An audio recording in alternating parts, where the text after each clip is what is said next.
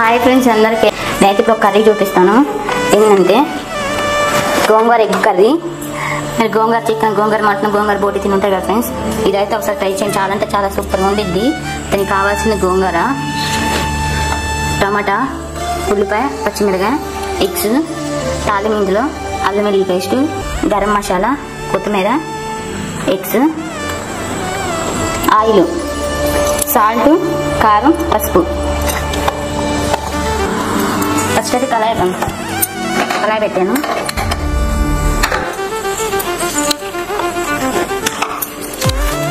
ఇది ఎలా చేయాలో చూపిస్తాను. కళాయి పెట్టిన తర్వాత గోంగూర పెట్టుకున్నాం.